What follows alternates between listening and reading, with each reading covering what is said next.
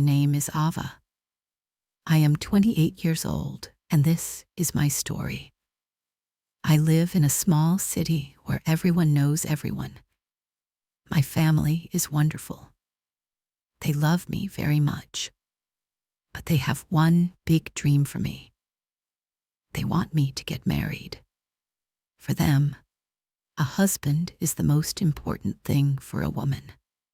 My dream is different. I love to bake. I dream of opening my own small bakery. I imagine the smell of fresh bread and sweet cakes. I imagine customers smiling when they taste my creations. This is my dream, not a husband. My parents did not understand my dream. My mother would say, "Ava, baking is a nice hobby, but you need a good husband. He will take care of you." My father would nod his head. "Your mother is right," he would say. "We are getting older. We want to see you happy and settled." Happy and settled meant married. Every week, my mother invited a new man to our house for dinner. "He is a doctor, Ava," or "He is a lawyer, very successful." They were nice men, but they were not for me. I would sit at the dinner table, smiling politely. I would answer their questions, but my heart felt empty. I did not want a doctor or a lawyer. I wanted my bakery. I wanted a life I chose for myself. The pressure became worse when my grandmother got sick. My grandmother is the heart of our family. I love her so much. The doctor said she did not have much time left. Her biggest wish was to see me married. "Ava, my sweet girl," she would say from her bed, holding my hand. "Just let me see you with a good man. Then I can rest in peace." Her words were like a heavy weight on my chest. I felt so guilty. I wanted to make her happy, but I did not want to marry someone I did not love. I felt trapped. One night, I could not sleep. I was looking at the ceiling in my dark room. The idea came to me.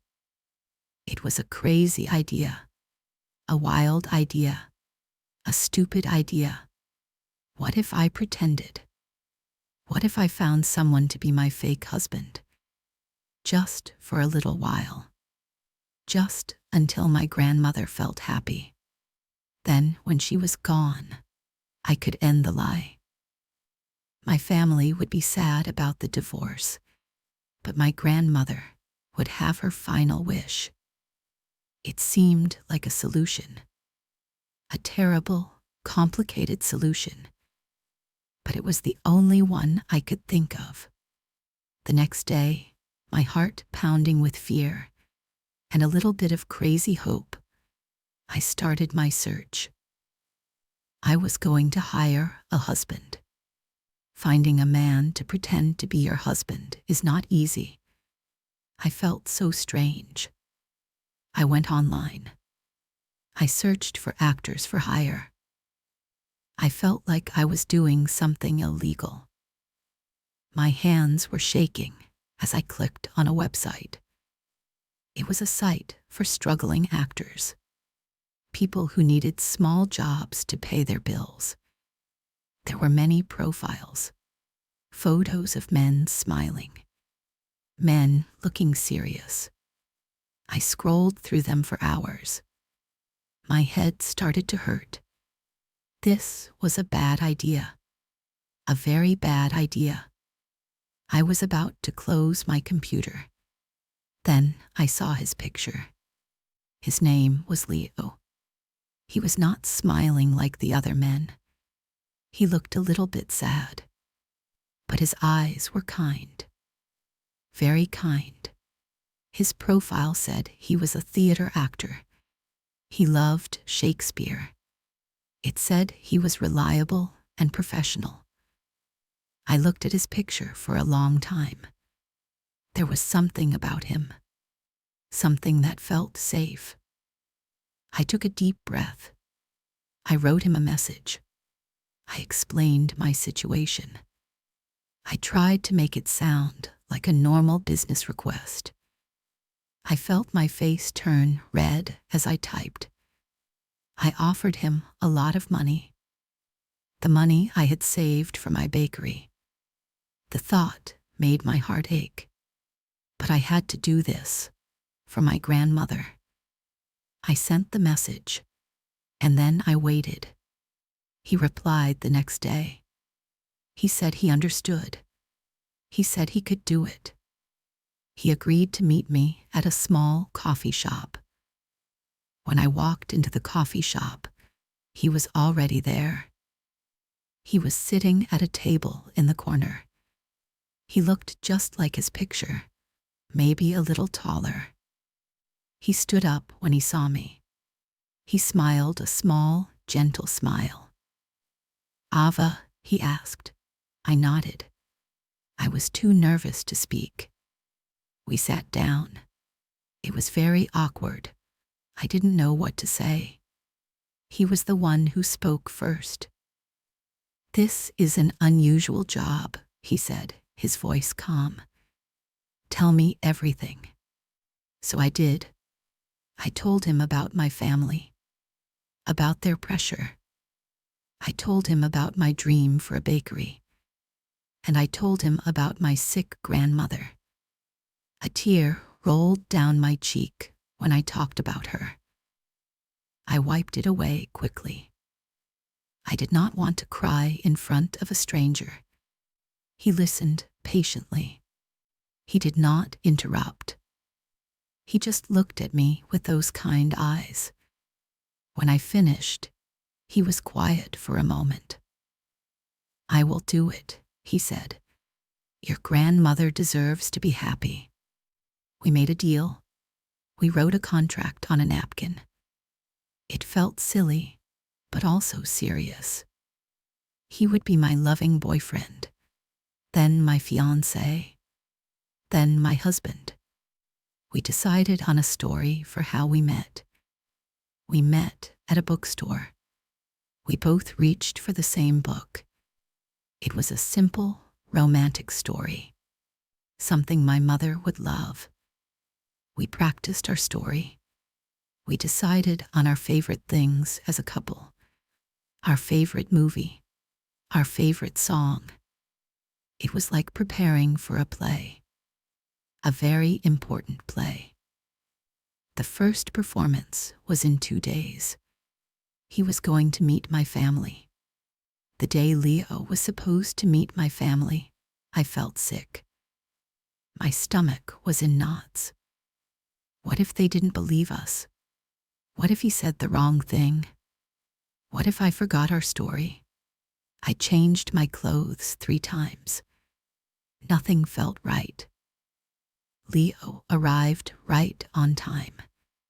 He was wearing a nice blue shirt. He had a bouquet of flowers for my mother. He looked calm and confident. I was a mess. He saw the panic in my eyes. He gently touched my arm. "Breathe, Ava," he whispered. "We can do this. I'm a professional." His touch was warm. It calmed me a little. I took him inside. My parents were waiting in the living room. My mother looked at him from head to toe.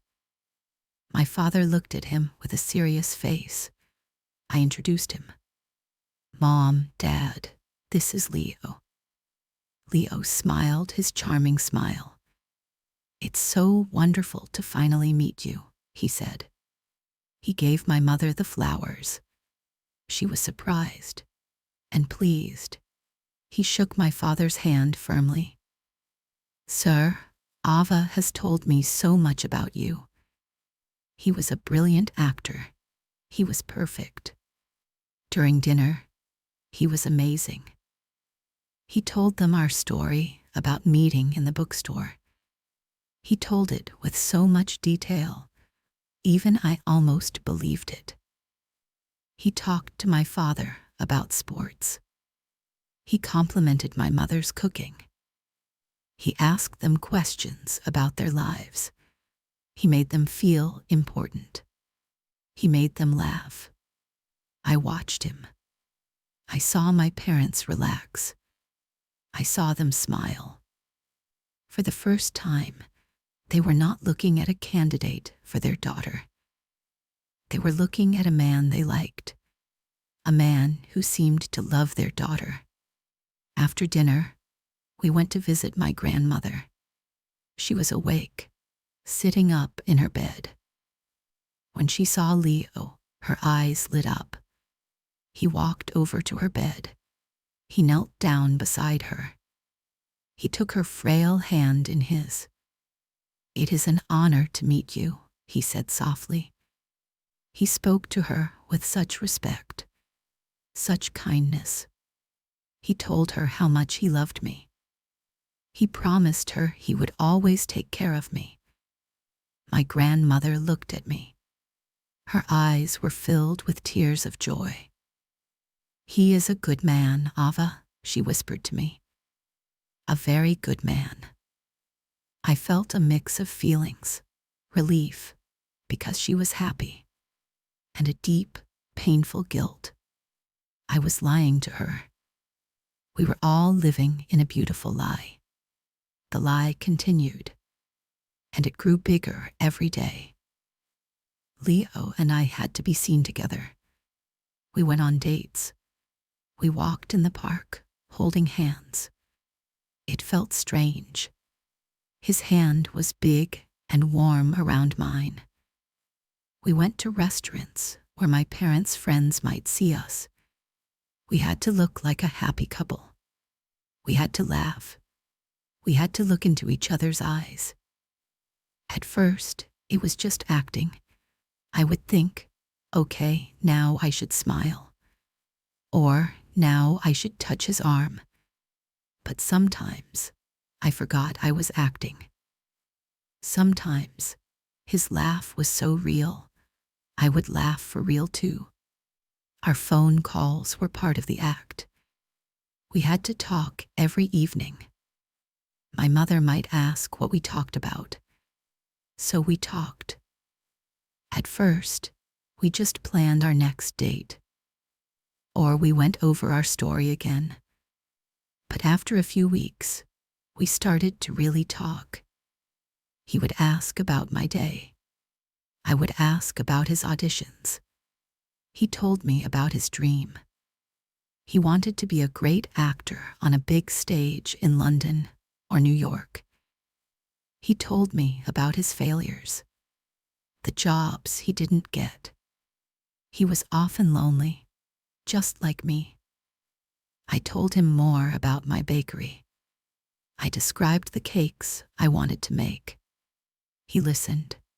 He really listened. He said, "You will be a great baker, Ava. I know it." No one had ever said that to me with so much belief. Our fake conversations started to feel very real. One day, I had a very bad day. I was practicing a new cake recipe in my kitchen. I had saved for a special oven, a professional oven for my future bakery. And that day, it broke. Smoke came out of it. It made a horrible noise. And then it went silent. It was broken. All my savings, all my hopes. It felt like everything was ruined. I sat on the kitchen floor and cried. I cried for the oven. I cried for my stupid, complicated life. I cried because I felt so alone. My phone rang. It was Leo, our scheduled evening call. I didn't want to answer, but I had to. It was part of the job. "Hello," I said. My voice was shaky. "Ava, are you okay?" he asked immediately. "You sound like you're crying." I tried to say I was fine, but I couldn't. All the sadness came out. I told him about the oven. I told him I felt like a failure. I expected him to say something polite, something professional. "I'm sorry to hear that." But he didn't. He said, "Don't move. I'm coming over." 15 minutes later, he was at my door. I was surprised. This was not part of our deal. He was not supposed to come to my house. But he was there. He walked into my kitchen. He saw the broken oven. He saw my tear-streaked face. He didn't say much. He just got a toolbox from his car. He spent the next 2 hours on my kitchen floor, taking the oven apart, looking at wires and parts I didn't understand. I just sat at the table, watching him. He worked with such focus, such care. Finally, he stood up. His hands were covered in grease. "Try it now," he said. I turned it on. A little light flickered. And then the oven hummed to life. It was working. I stared at him. "How did you do that?" I asked. He shrugged. "My father taught me how to fix things," he said with a small smile. "I'm not just a pretty face." I laughed. A real, genuine laugh. Then I started to cry again. But this time, they were happy tears, tears of gratitude. He came over to me. He gently wiped a tear from my cheek with his thumb. "It's okay, Ava," he said softly. "You're not a failure. You're just having a bad day." In that moment, he was not an actor I had hired. He was my friend. He was the kindest man I had ever met.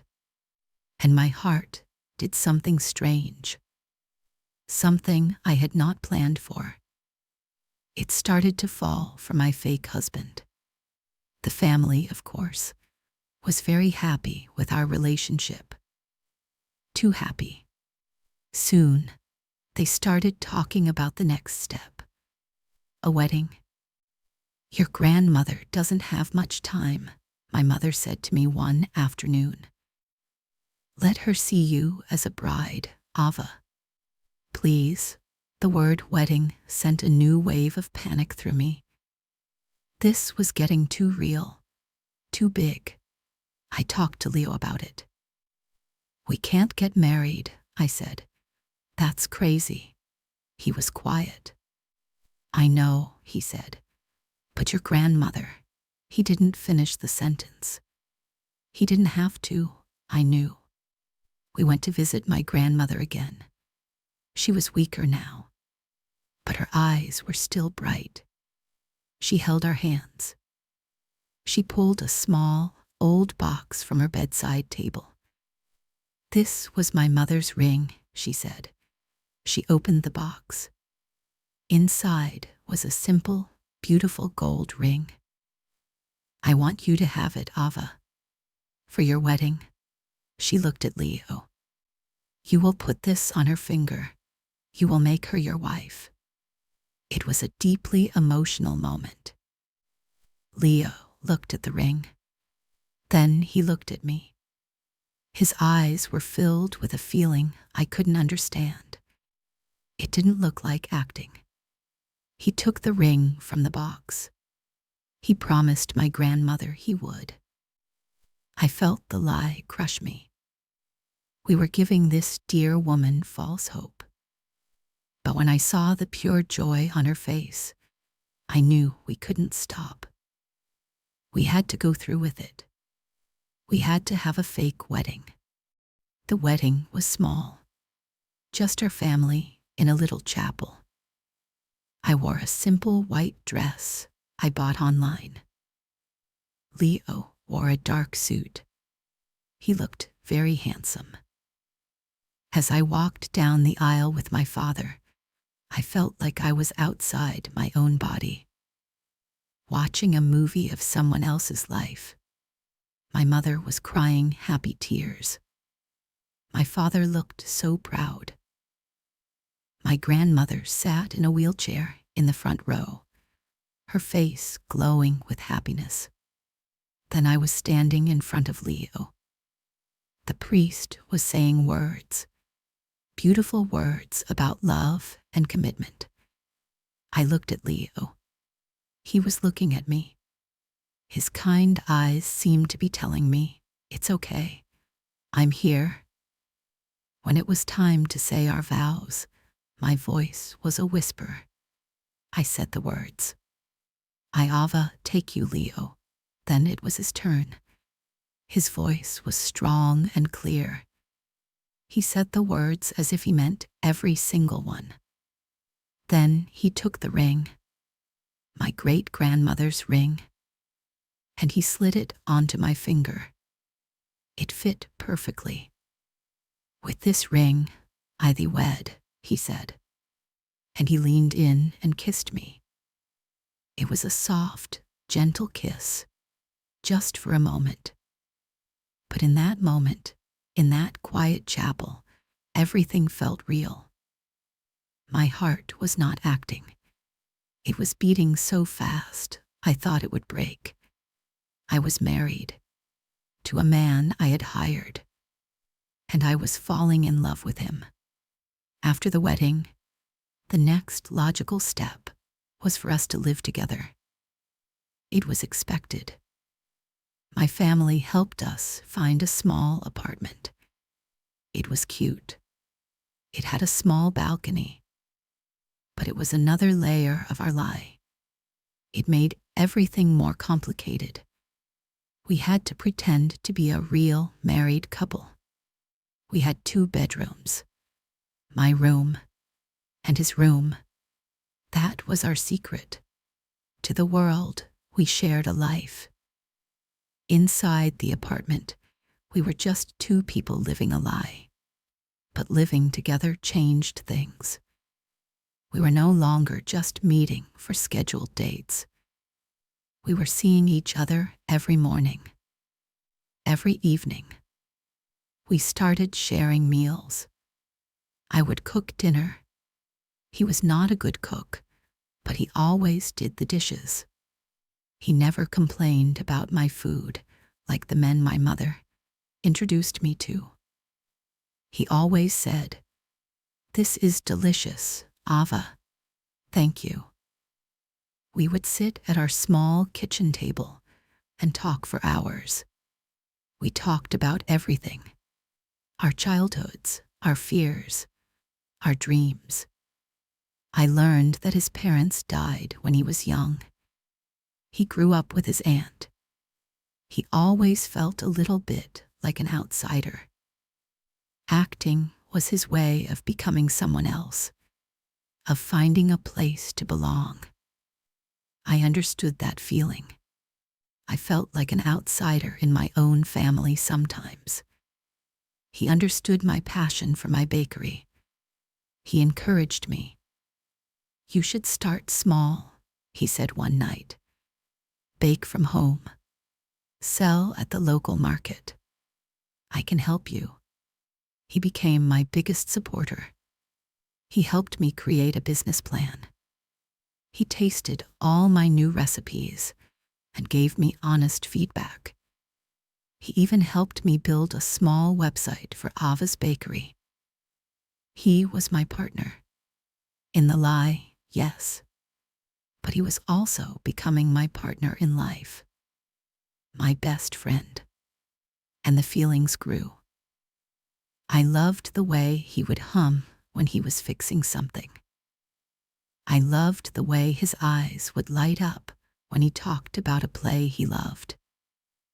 I loved how he always made me a cup of tea in the morning, just the way I liked it. These were small things, real things, not part of the act. I was deeply, hopelessly in love with him. I thought maybe he felt something too. Sometimes I would catch him looking at me when he thought I wasn't watching. There was a softness in his eyes, a look that was not in our contract. One evening, we were watching a movie on the sofa. It was a sad movie. I started to cry a little. Without thinking, he put his arm around me. He pulled me closer. I rested my head on his shoulder. It felt so right, so comfortable. We sat like that for the rest of the movie. Neither of us said anything, but the air between us was different. It was filled with unspoken feelings. The line between what was fake and what was real was gone. I couldn't see it anymore. Our whole life was a lie. But my love for him felt like the truest thing I had ever known. The phone call came in the middle of the night. It was my father. My grandmother was in the hospital. She did not have much time. Leo and I rushed there. The hospital was quiet and smelled of antiseptic. My parents were sitting outside her room, their faces pale with grief. We went inside. My grandmother was lying in the bed. She looked so small, so fragile. She opened her eyes when we came in. She smiled a weak smile. She reached out her hand. Leo and I both took it. She held our hands together. "Seeing you too," she whispered, her voice barely audible. "Seeing you so happy together, it is the greatest gift. You have a good man, Ava. Love each other. Always." Leo squeezed my hand. I saw tears in his eyes. "We will," he promised her. "We will always love each other." He was acting, I knew. He was playing his part until the very end. But his voice was filled with so much emotion, it broke my heart. We stayed with her for a long time. She fell asleep, holding our hands. She passed away peacefully a few hours later. The days after the funeral were a blur. Our apartment felt cold and empty. My grandmother was gone. The reason for our lie was gone. It was all over. The guilt I had been carrying for months came crashing down on me. I had lied to her. I had let her die believing a beautiful lie. I felt like a terrible person. I couldn't live like this anymore. The lie had to end. One evening, I found Leo on our small balcony. He was looking up at the stars. I stood beside him. The silence felt heavy. "Leo," I started, my voice shaking. "It's over." He turned to look at me. His face was sad. "I know," he said quietly. "The contract is finished." I shook my head. "It's more than that," I said. "I have to tell my family. I have to tell them the truth. I can't live with this lie anymore. It's not fair to them. It's not fair to my grandmother's memory." I expected him to be relieved. His job was done. He could take his money and go back to his life. But he just looked at me.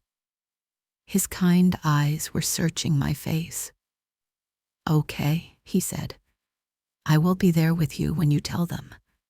If you want me to be." I was surprised. "You don't have to," I said. "This is my mess." "No," he said, taking a step closer. "It's our mess. And Ava, there's something else I have to tell you." My heart started beating fast. "What is it?" I whispered. He took a deep breath. "The last few months, they weren't just a job for me. Not for a long time. I know this all started as a lie. I know I was just an actor you hired.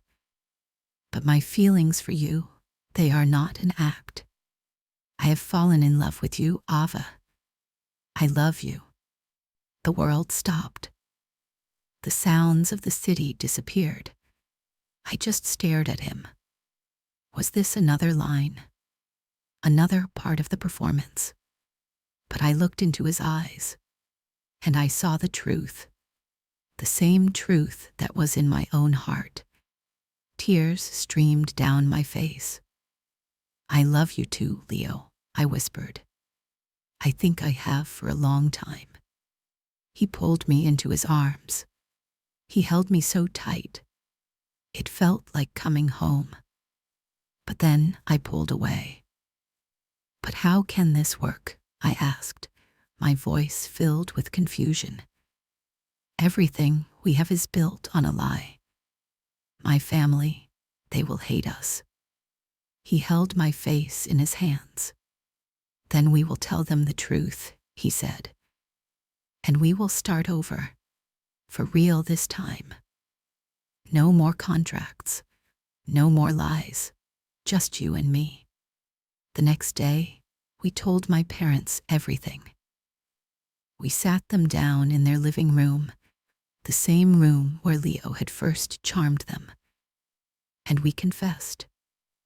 I told them about the pressure I felt, about my fear, about the crazy plan I made.